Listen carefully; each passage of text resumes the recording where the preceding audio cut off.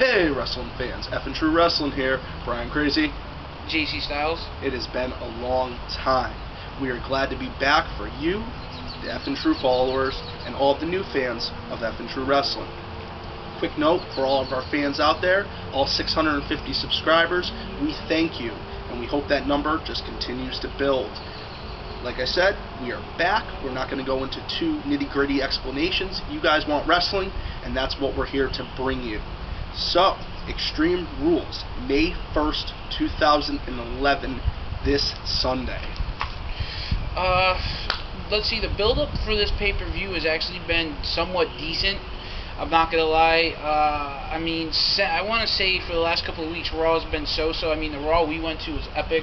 Oh. I mean, we were there in Bridgeport the night Edge announced his retirement for the steel plate that he had in his neck, put in his neck.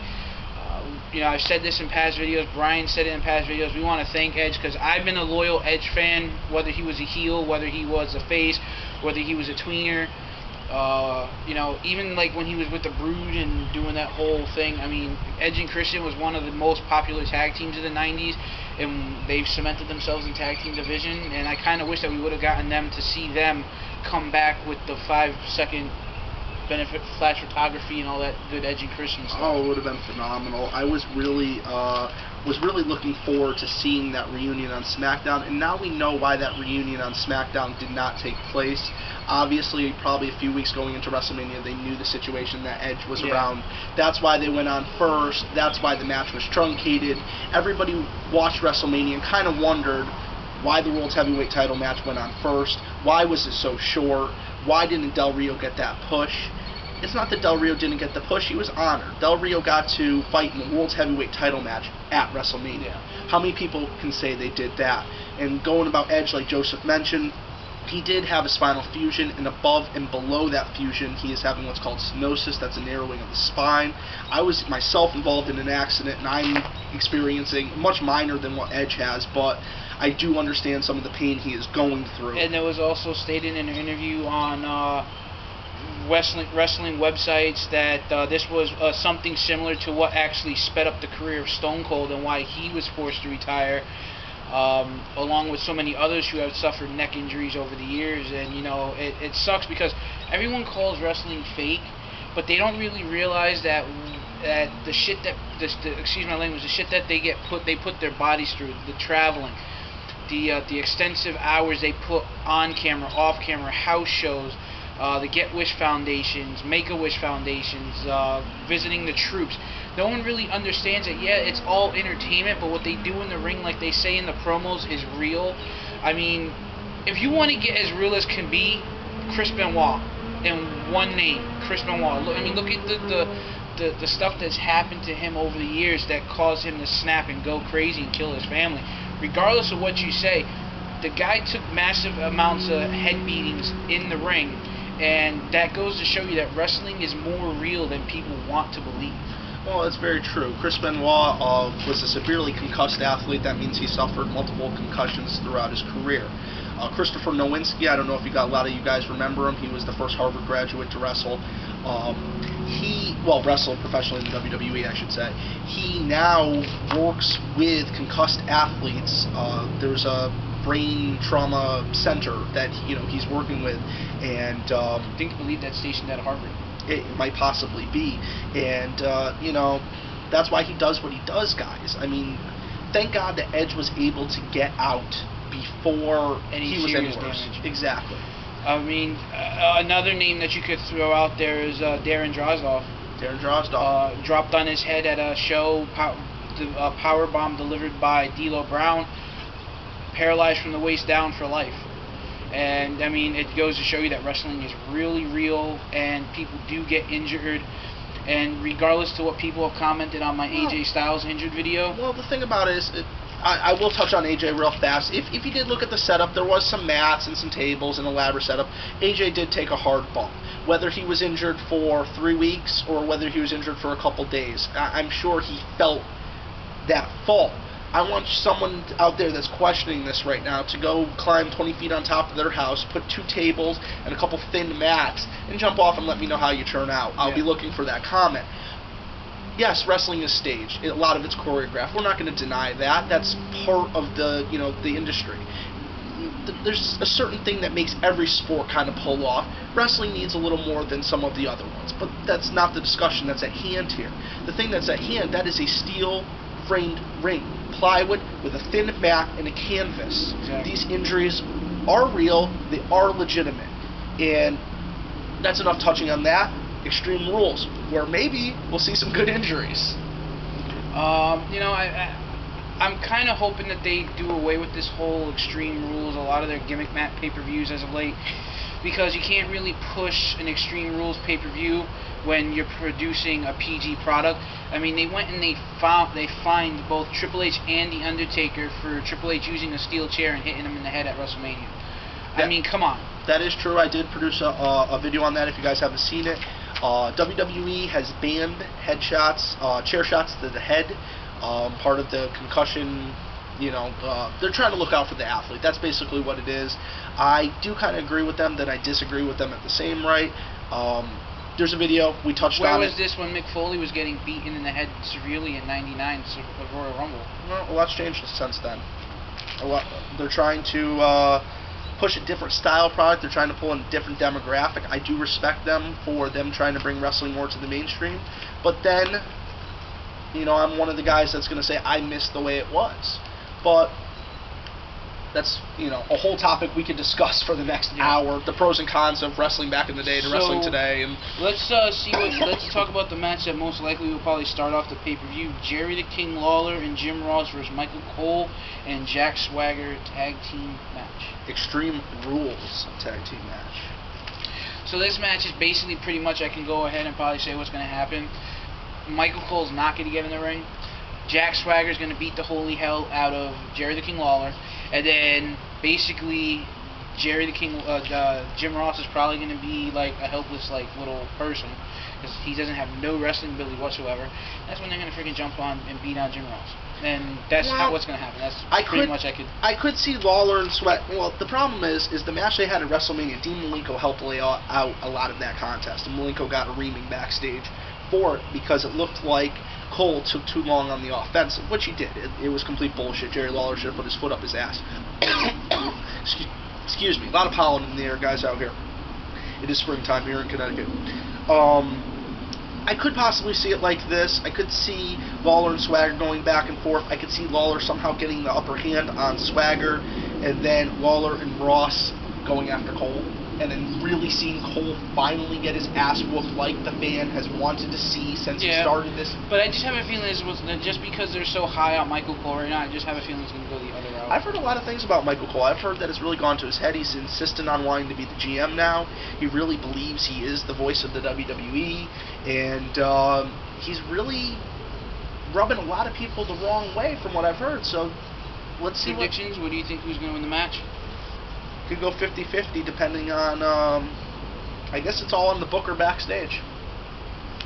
Because if the fans got what they wanted to see, Ross and Lawler would definitely dominate. Dominate. Hands down, dominate. What do we have? We got a Falls Count Anywhere match. We got formerly dashing, now deranged, Cody Rhodes versus the master of the 619, Rey Mysterio. We've seen them at WrestleMania. We've seen them on SmackDown numerous times. How many more WrestleMania rematches are we going to see between these two? Cody Rhodes has really stepped up his game, though. I do have to say, I think this new personality fits him much better than dashing. I mean, there was a promo he cut a couple weeks ago, dude. He had a towel on his head, he had this suit on with this red tie, and he just looked completely insane. And it was just... Well, I mean, I can understand. I mean, this pay-per-view was usually codenamed Backlash, and usually was all the fallout from WrestleMania carried over to the next pay-per-view. That is quite correct. But, I mean, we've seen this on SmackDown numerous times. We've seen Rey Mysterio beat Cody Rhodes. We see Cody Rhodes come back and beat him. Then we see I mean, come on. We see Rey Mysterio win at WrestleMania. Then we see, no, Cody Rhodes won at WrestleMania. Rey Mysterio picks up a win on SmackDown in the first WrestleMania rematch. Then we see another WrestleMania rematch where Cody Rhodes picks up the win. Now what are we going to see? Rey Mysterio win again? I mean, come on.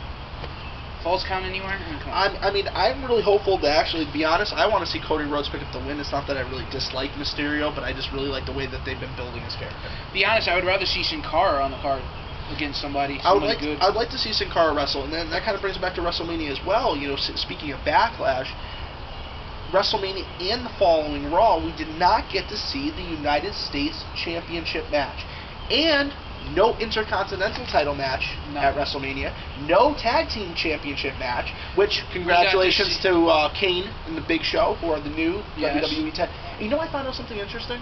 I thought they started off a new lineage for those titles with the title that was presented by Bret Hart. That actually continues the lineage of the SmackDown WWE title from 2002. The one that Benoit and I'm not thinking of who was the first two champions there, but yeah, I didn't know that. I was checking out WWE.com earlier, and I actually looked at some title history information. Who do you want? I don't know. I like Rey Mysterio, but I'm starting to like Cody Rhodes. But at this point, I've seen it so much, I really don't care. All right, that's fair enough. Next, we are going to have a last man standing match. We're going to, yet again, see another match we've seen 2, 3, 4 times already. Orton versus Punk. Not that it's a bad pairing, but let's see. We need to really go over the top of these two contests. Got it. We've seen them go at each other at what was it, March 18th when we went to go see the house show? Correct. We got to see a tag team match between them two. Then we got to see a one-on-one match, I think, on Raw a couple of weeks before WrestleMania. Then we see a WrestleMania rematch, I think the night after or a week after the night after WrestleMania. Then we see another WrestleMania rematch where we see the return. Oh, and then when we went to the house show, we seen another rematch where we saw the return of Otunga, Mason Ryan, and McGillicuddy. I mean, so again, it's another feud that we're not going to see die. I mean, I don't know. I mean, this again. Hats off to Orton and Punk, but this is another match I just really don't want to see again. Well, I think a lot of these feuds are going to end at Extreme Rules. I hope so. We're going to have the WWE draft for 2011 tonight. The draft was originally supposed to take place in June. Fucking personal auto tower fucking guy. This guy tows down the street every night. Little kids, Brian's kids, play on the sidewalk and stuff like that. One of these days you're gonna wind up crashing into somebody. You're a dumb fuck. You guy gotta do 50 down the fucking road. But that's besides the point. That's what the pause was for. That's what the pause was for. Yes. That we were talking about the draft. The draft was originally supposed to take place in June. There's 2 3-hour Raws scheduled for June. Unfortunately, with what happened with Adam Edge Copeland, they had to move the draft up. These the picks made tonight are not going to go in place until next week's Monday Night Raw. After the night after Extreme Rules. We will see the same roster perform tonight on Raw that we have seen for the last year. Same with SmackDown, because everybody knows SmackDown's taped on Tuesdays and broadcast on Thursdays in Australia and that area of the world, and Fridays here in the United States. Then again, I mean, whoever we see drafted to SmackDown, and then whoever we see drafted to Raw. Okay, say if Christian gets drafted to Raw, and then we see John Cena or The Miz drafted to SmackDown. Most likely, we'll probably see John Cena pick up the WWE Championship, and then we'll see Christian pick up the World Heavyweight title. That's usually how it goes. Usually, they have one. They do how they do the draft. They usually, or sometimes they'll both have both champions on one show, and then they'll decide the outcome of who's going to take what title on what show at the pay-per-view. Exactly, that is a good possibility. We've seen it happen in previous years that 2 champions did end up on one show, and one show ended up without a world champion.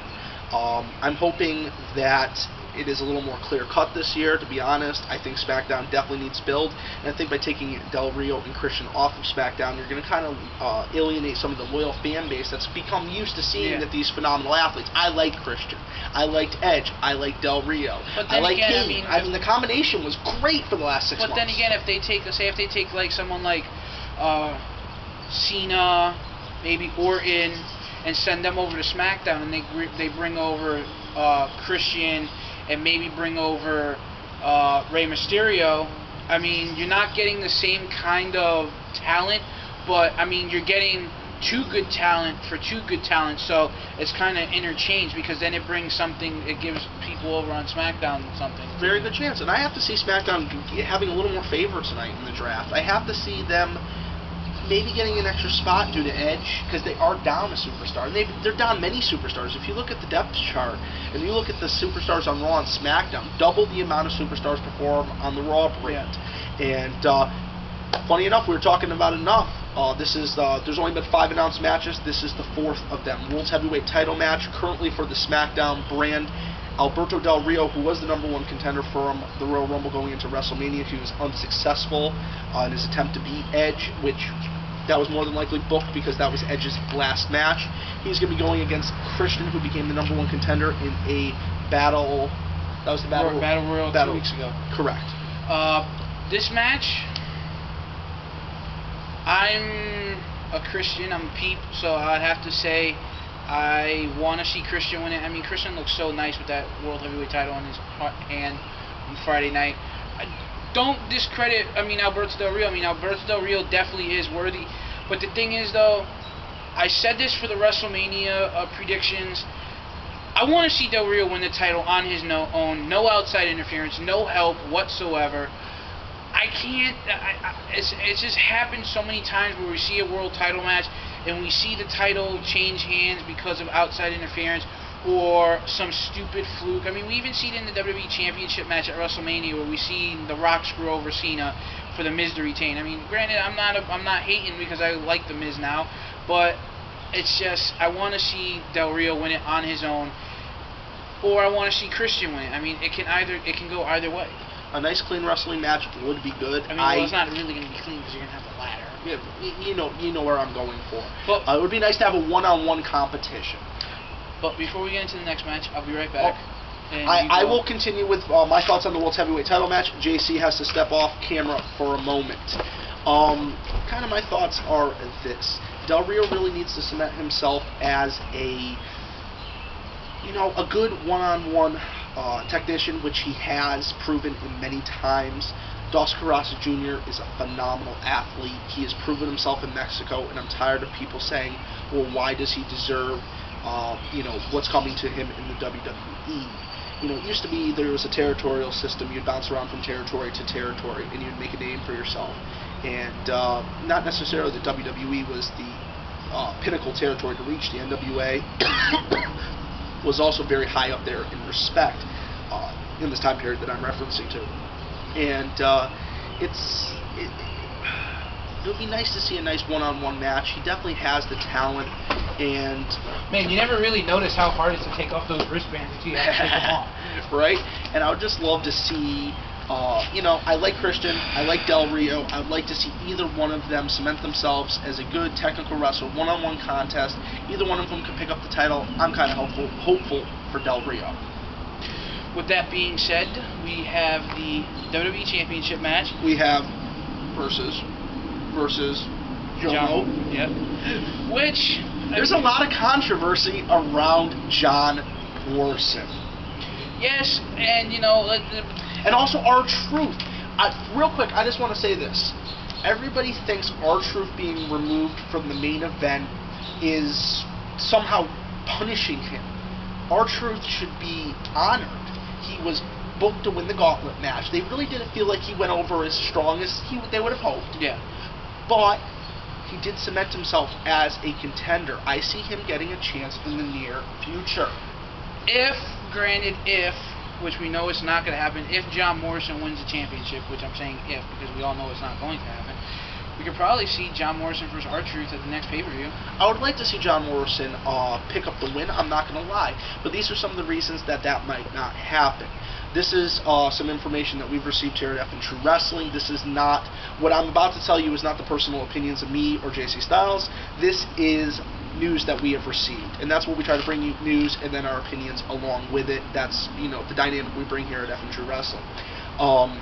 Basically, John Morrison was going out with Melina. Well, he still goes out with Melina, and I guess they had a rift in the relationship, and she went and had an intimate relationship with Dave Bautista. He wrote about it in his book, and I guess Morrison really didn't do anything about it, and Vince McMahon respects confrontational people, and I guess that was part of the reason there was a little bit of a rift in why Morrison really wasn't pushed too much.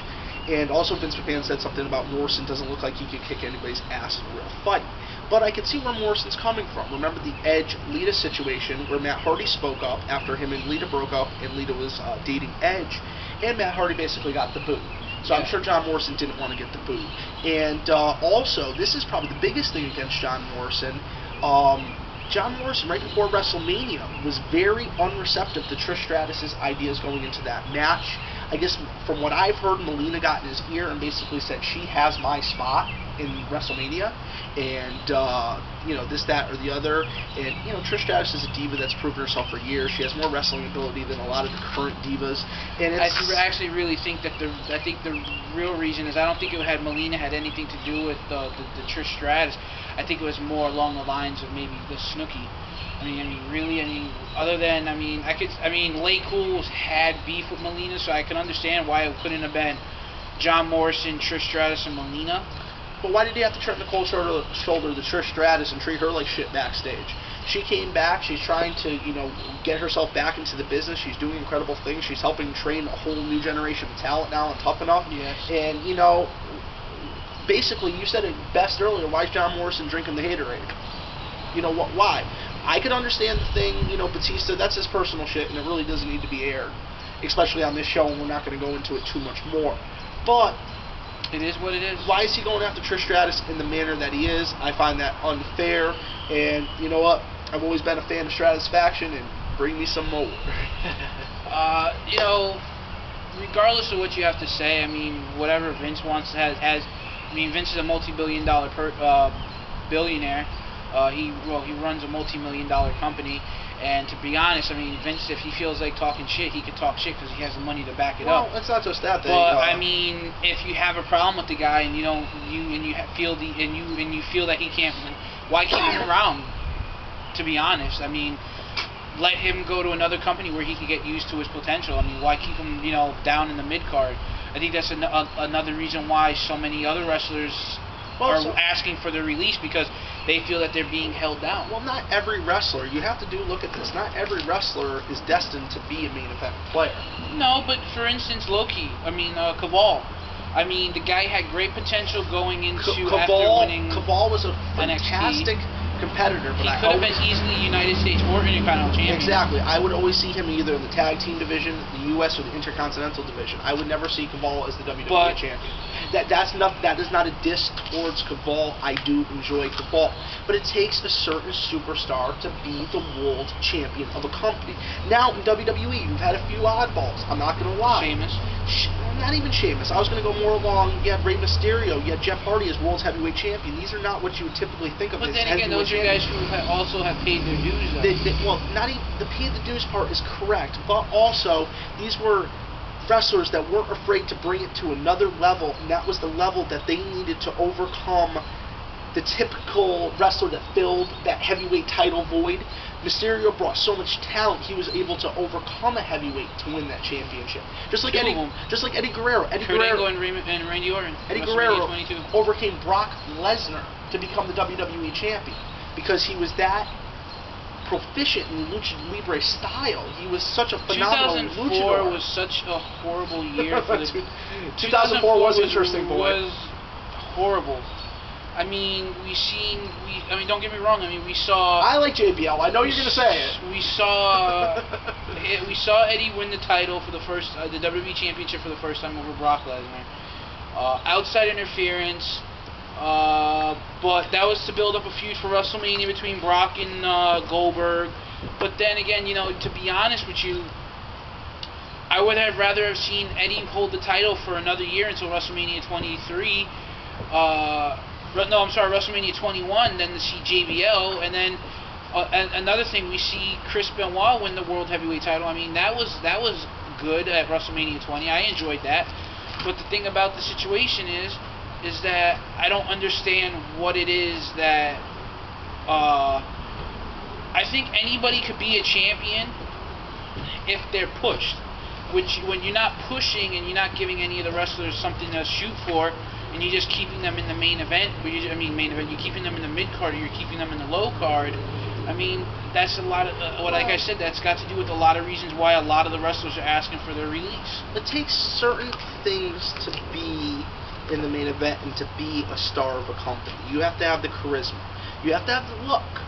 You have to have the mic skill. You have to have the in-ring ability. I mean, there have been some total package wrestlers. You know, Bret Hart is a perfect example. Cena, for instance, when he first came on, everyone loved Cena, and then as soon as after being a champion for 2 months, they turned on him. I would say Cena is good, don't get me wrong, but I don't know if Cena would be in the quote-unquote total package category. No, I'm not saying he that. Has I'm saying horrible, on the list of horrible ideas, making him champion in 2005. No, but we're talking about what attributes it goes into making a star. You know, Cena, he's got the look, he's got charisma, but he's not a good technical wrestler. Yes, he holds his own in the ring. That's his style. Usually the last 5 minutes of the match. Like Superman, but that's not where I'm going at. You got someone like Bret Hart. He had a look, he had charisma, he had mic skills, he had a following, he was a good technical wrestler. You know, and you see this in... He was part of a long list of legendary family. True, but you know... Same thing with Eddie Guerrero. I mean, like Eddie Guerrero's father, The Rock. Uncles and brothers. The Rock, total package. He had the look, he had the charisma, he had the technical ability in the ring.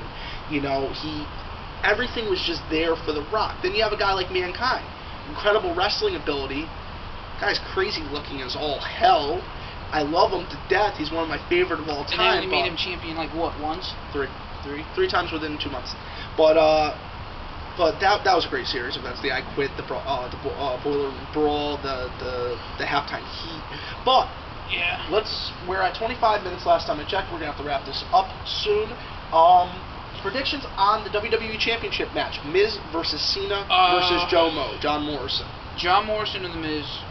Those are my picks. John Morrison and The Miz. I don't want to see Cena win it because I have my thoughts on the reason why I don't want to see Cena win it. Because if we see Cena pick up the title, most likely he's probably going to hold on to the title for a couple of months and then maybe even go as far as to WrestleMania next year. I mean, we've seen year-long title runs in the past. And we haven't really seen one to date, so I wouldn't see why. Well, Cena hasn't been anywhere close to that title in months.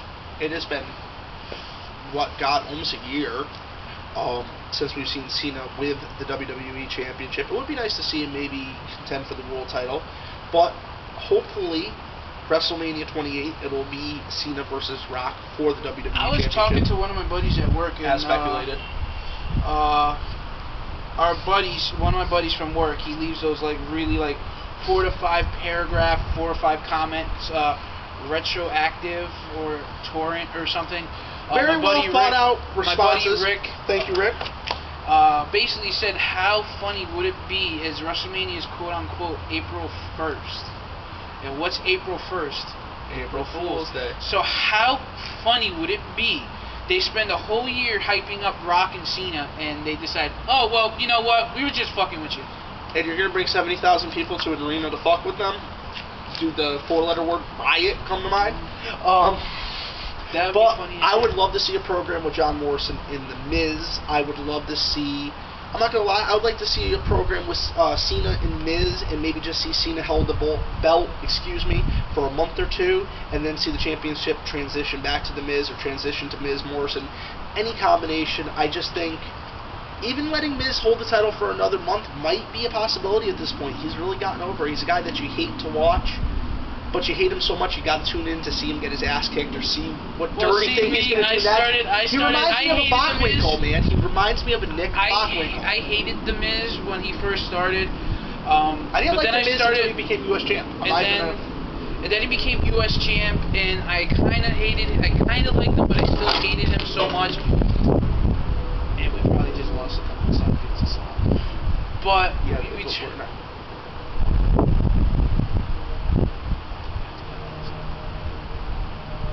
keep talking. Okay. We got the wind blowing, so hopefully you guys will be able to hear me what I'm trying to say. Yeah, we paused for a second, guys. There's been a couple pauses in this video. But basically what I was trying to say is that I started to hate The Miz But I started to like The Miz, and then when he became United States Champion, I started to like him a little bit more. Then when he became WWE Champion, I was real hyped up. But then I started to see how they were building him, and I was like, alright, he's just going to be another one of those flash in the pans.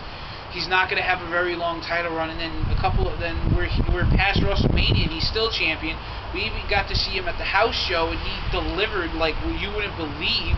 And that's why I went and I bought his shirt, which now it seems the MO of everything. Every time I go and I buy the shirt that I've wanted for so friggin' long.